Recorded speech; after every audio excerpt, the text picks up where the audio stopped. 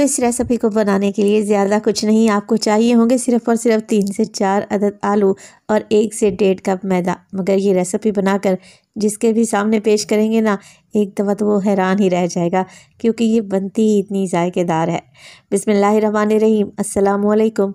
खुश रहें, आबाद रहें, जहाँ भी रहें हैप्पी रहें और हेल्दी रहें। तो मैं हूँ फ़ाइज़ा और वेलकम करती हूँ आपको चटपटे पकवान में। तो अफ्तार में समोसों पकौड़ों से हटकर आज मैं आप लोगों के लिए लाई हूँ बहुत बहुत टेस्टी, एकदम मुंह में घुल जाने वाली सुपर सॉफ्ट पोटैटो ब्रेड। बनाना भी बहुत ही आसान है और माशाल्लाह से ज़रा आप लोग चेक करें, लग रही है ना टेस्टी। तो रेसिपी को एंड तक देखें, अच्छी लगे तो लाइक भी कर दें और चटपटे पकवान को सब्सक्राइब भी कर लें। तो चलें फिर जल्दी से पोटैटो ब्रेड बनाना स्टार्ट करते हैं। अच्छा, यहाँ पर ले लिए हैं मैंने उबले हुए आलू। आलू को मैंने बॉयल करके ठंडा कर लिया है। वज़न में देखें तो ये छोटे छोटे से आलू हैं जो तकरीबन 1 पाव के बराबर होंगे। अच्छा, यहाँ पर आलू को हमने क्या करना है, मैश करना है मैशर की मदद से। वैसे तो आप आलू को ग्रेटर की मदद से ग्रेट भी कर सकते हो, मगर क्या है मैशर की मदद से मैश करेंगे ना तो छोटे छोटे से चंक्स रह जाएंगे आलू के, जो पोटैटो ब्रेड खाते वक्त बहुत ही टेस्टी लगेंगे।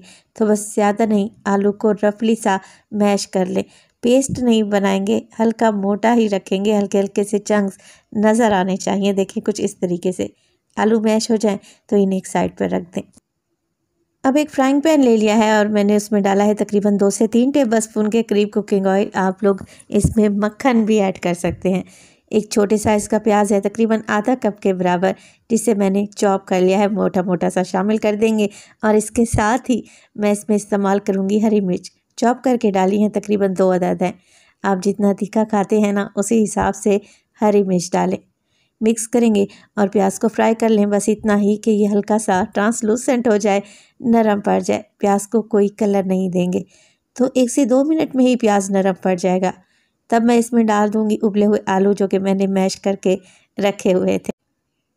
अच्छा, आलू के साथ आप लोग उबले हुए चिकन का भी इस्तेमाल कर सकते हैं, इसमें मुख्तलिफ वेजिटेबल्स भी डाली जा सकती हैं, मगर आज मैं सिर्फ़ और सिर्फ आलू से ही मज़ेदार सी पोटैटो ब्रेड बनाऊंगी, क्योंकि बहुत सारे ऐसे कमेंट्स आ रहे थे कि विदाउट चिकन भी कोई ऐसी रेसिपी दें जिसे आसानी से बनाया जा सके। तो बस आलू डालें और मिक्स कर लें। तो आलू डालने के बाद फ्लेम को मैंने बिल्कुल लो कर दिया है ताकि आलू नीचे से जले नहीं।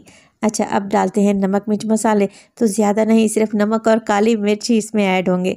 हाफ़ टी स्पून नमक और हाफ़ टी स्पून काली मिर्च का पाउडर ऐड कर दें और अच्छे तरीके से मिक्स कर लें। वैसे तो आप इसमें और भी मसाले डाल सकते हैं, मगर आज हम जो ब्रेड बनाने जा रहे हैं ना, बहुत ही क्रीमी बनकर तैयार होगी और ऐसी लजीज होगी कि खाते खाते हाथ नहीं रुकेगा। तो बस मिर्च मसालों को मैंने मिक्स कर लिया है। अब इसमें डालेंगे ढेर सारा बारीक कटा हुआ हरा धनिया, अच्छी फ्रेशनेस के लिए।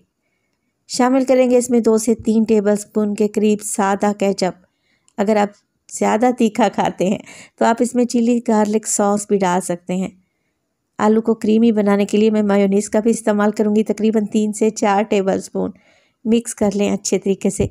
फ्लेम अभी भी मैंने लो रखी हुई है, क्योंकि ये रेसिपी हम विदाउट चिकन बना रहे हैं, तो केचप और मायो डालने से आलू बहुत ही क्रीमी बनकर तैयार होगा। तो बस जी कुछ भी नहीं करना, अच्छे तरीके से आलू में सारी चीज़ें मिक्स कर लें। ये हल्का हल्का सा भुनता भी रहेगा और सारी चीज़ें मिक्स भी हो जाएंगी। बस जी बेहतरीन सा क्रीमी आलू का मिक्स तैयार है, इसे एक साइड पर रख दें। पोटैटो ब्रेड बनाने के लिए डो गूंद कर तैयार कर लेते हैं। तो डो बनाने के लिए मैंने एक बाउल में डाला है तकरीबन 2 टीस्पून के करीब चीनी, रेगुलर शुगर यानी कि वाइट चीनी का इस्तेमाल कर रही हूँ, 2 टीस्पून। आधा कप के बराबर इसमें शामिल करेंगे गर्म पानी, नीम गर्म पानी का इस्तेमाल कर रही हूँ। आप इसमें दूध भी ऐड कर सकते हैं। 2 टीस्पून के करीब इसमें डालेंगे इंस्टेंट ईस्ट, जो कि आपको हर जगह से आसानी से मिल जाएगी, इससे ब्रेड फूलता है। चलें जी, अब अच्छे तरीके से सारी चीज़ों को मिक्स कर लें, क्योंकि पानी अभी मैंने नीम गर्म लिया था ना, तो चीनी जल्दी से इसमें घुल सी जाएगी। जैसे ही ईस्ट और चीनी पानी में घुल जाए, कवर लगाकर 10 मिनट के लिए इसे एक साइड पर रख दें।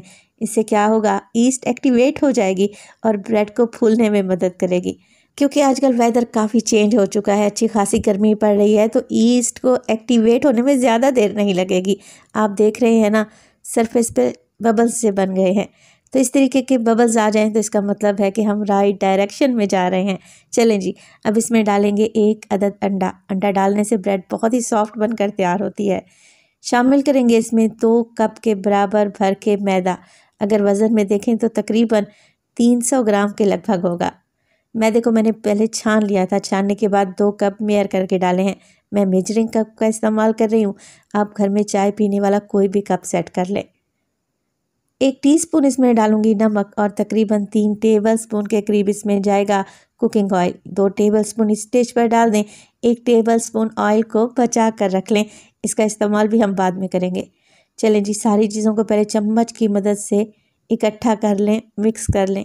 इससे क्या होगा, आपके हाथ गंदे नहीं होंगे। और इस स्टेज पर अगर तो रेसिपी आप लोगों को ज़रा सी भी अच्छी लग रही हो, रेसिपी को लाइक कर दिया करें और चटपटे पकवान को सब्सक्राइब भी कर लें। आप सब लोगों का बेहद शुक्रिया। तो जैसे ही डो इकट्ठी हो जाएगी, हाथों की मदद से इसे मज़ीद इकट्ठा करेंगे और डो को गूंदेंगे। ब्रेड बनाने के लिए डो को गूंदना बहुत ही ज़रूरी है। तो तकरीबन 3 से 4 मिनट के लिए जो ऑयल हमने बचा कर रखा हुआ था ना, वो डालेंगे और अच्छे तरीके से मुक्की लगाते हुए डो को गूंद लेंगे। एकदम सॉफ्ट और जालीदार ब्रेड खाना चाहते हैं तो डो को 3 से 4 मिनट के लिए लाजमी मुक्की लगाते हुए गूंदें। इससे डो नीट हो जाएगी और आपके हाथों पर नहीं चिपकेगी। चलें जी, आटा नीट हो जाए तो इसे इकट्ठा करें। बोल पर हल्का सा ऑयल लगा लें या घी लगा लें और आटे को इकट्ठा करके पेड़ा बना कर रख दें। अब कवर लगाएं और किसी गर्म जगह पर रख दें। वैसे आजकल वेदर काफ़ी गर्म है तो मैं इसे किचन काउंटर पर ही छोड़ दूँगी। ईस्ट एक्टिवेट हो जाएगी तो ये ब्रेड फूलेगी और फूल कर ये डबल हो जाएगी। कवर लगा दें और तकरीबन 1 घंटे के लिए इसे ऐसे ही पड़ा रहने दें। 1 घंटे बाद चेक कर लेते हैं तो माशाल्लाह से देखें डबल क्वांटिटी हो गई ना डो की, और ये कैसे जालीदार सी बन गई है। एक दफ़ा दोबारा से गूंद कर इसकी सारी एयर को बाहर निकाल देंगे और इस डो के 2 पोर्शन यानी कि 2 पेड़े बनाएंगे। तो एक ही साइज़ के मैंने 2 पेड़े बना लिए हैं। एक पेड़े को लेके आए काउंटर पर और दूसरे को ढाँप कर रख दें।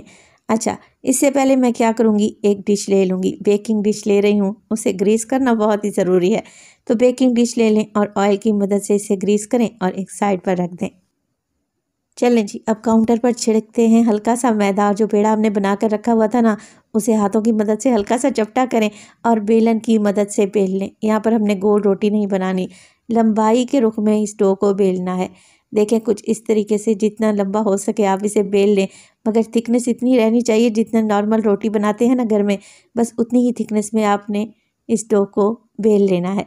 अब सेंटर में लगा देंगे इस पर क्रीमी सा पोटैटो का मिक्स जो कि हमने बना कर रखा हुआ था, जो कि अच्छा खासा ठंडा हो चुका है।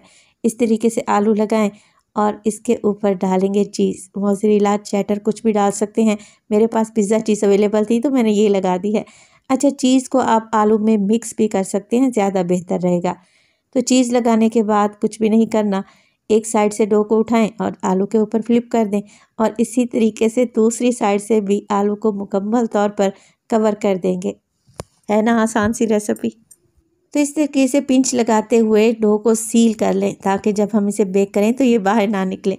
अब हमने डो की कटिंग करनी है और यहाँ पर बनानी है पोटैटो ब्रेड। तो बस 3-3 इंच के बराबर आप लोगों ने ब्रेड की कटिंग कर लेनी है। पहले निशान लगा लें ताकि कटिंग करने में आसानी रहे और इस तरीके से ब्रेड की कटिंग कर लें। वैसे ब्रेड को आप किसी भी शेप में बनाकर तैयार कर सकते हैं। अच्छा, यहाँ पर ब्रेड को मैंने बेक करना है तो आपको 2 तरीके बताऊँगी। आप इसे एयर फ्रायर में भी बना सकते हैं, आप इसे बेकिंग वाले ओवन में भी बना सकते हैं या फिर पतीले में भी बेक कर सकते हैं। तो सारी ब्रेड को मैंने काट लिया है और अब इसे लगा दिया है उसी डिश में जिसको मैंने ग्रीस करके रखा हुआ था। तेज़ छुरी की मदद से हल्के हल्के से ब्रेड पर कट लगा दूंगी ताकि ये देखने में भी खूबसूरत नज़र आए। तो ब्रेड पर कट लगा लें तो इसे कवर करके 10 मिनट के लिए रख दें ताकि ब्रेड दोबारा से एक्टिवेट हो जाए, मज़ीद फूल जाए। 10 मिनट तक ये मज़ीद फूल जाएगी तो इसके बाद हम इस पर लगाएंगे एग वाश, यानी कि अंडे को मैंने फेंट कर रखा हुआ था, ब्रश की मदद से अंडा अप्लाई कर देंगे। इससे क्या होगा, बेकिंग करते वक्त इसका कलर बहुत ही खूबसूरत आएगा। तो अगर आप लोग एग वाश नहीं लगाना चाह रहे तो आप यहाँ पर दूध भी लगा सकते हैं, उससे भी बहुत ही बेहतरीन सा कलर आ जाएगा। थोड़े से सफ़ेद तिल ले लिए हैं मैंने, उसे स्प्रिंकल करूँगी और थोड़ी सी कलौंजी, जिससे लुक और भी बेहतरीन बनेगी। चलें जी, ब्रेड हमारी तैयार है एकदम बेक होने के लिए। तो ओवन को मैंने पहले ही प्री हीट कर लिया था। 10 मिनट पहले 180 डिग्री पर ऊपर और नीचे दोनों रॉड ऑन किए थे। आप इसे पतीले में भी बेक कर सकते हैं या एयर फ्रायर में भी बना सकते हैं। चलें जी, डिश लगा देते हैं ओवन में और तकरीबन 15 मिनट के लिए 180 डिग्री पर इसे बेक कर लेंगे तो बहुत ही बेहतरीन सा कलर आ जाएगा। 15 मिनट के बाद हमारी ब्रेड बेक हो चुकी है। माशाल्लाह से मैं आपको चेक करवाती हूँ कि कितनी खूबसूरत लग रही है। चीज़ मेल्ट हो चुकी है और आप लोग ज़रा चेक करें कितनी कम सी चीज़ों में कितनी बेहतरीन सी ब्रेड बनकर तैयार हुई है। गर्म तो जैसे ही ब्रेड को ओवन से निकाल लें, गर्मा गर्म ब्रेड पर आप ऑयल ब्रश करें या फिर बटर भी लगा सकते हैं। तो लें जी, लग रही है ना टेस्टी। आप लोग ज़रा चेक करें, बेहतरीन सी पोटैटो ब्रेड बनकर तैयार है। मैं आपको अभी तोड़ कर दिखाती हूँ कि ये कितनी सॉफ्ट बनी है, चीज़ी है, एकदम आपके मुंह में घुलती जाएगी। केचप के साथ इसे सर्व करें। आप ये बनाकर बच्चों के लंच बॉक्स में भी आराम से दे सकते हैं, बच्चे बड़े शौक से खा लेंगे। अफ्तार पार्टीज़ के लिए या फिर हाई टी के लिए बेस्ट रहेगी ये रेसिपी। तो माशाल्लाह से एकदम माउथ मेल्टिंग ब्रेड बनकर तैयार हुई है। अपना बहुत सारा ख्याल रखिएगा। फ़ाइज़ा को अपनी दुआओं में याद रखिएगा। मुझे दीजिए इजाज़त। टिल देन, अल्लाह निगहबान।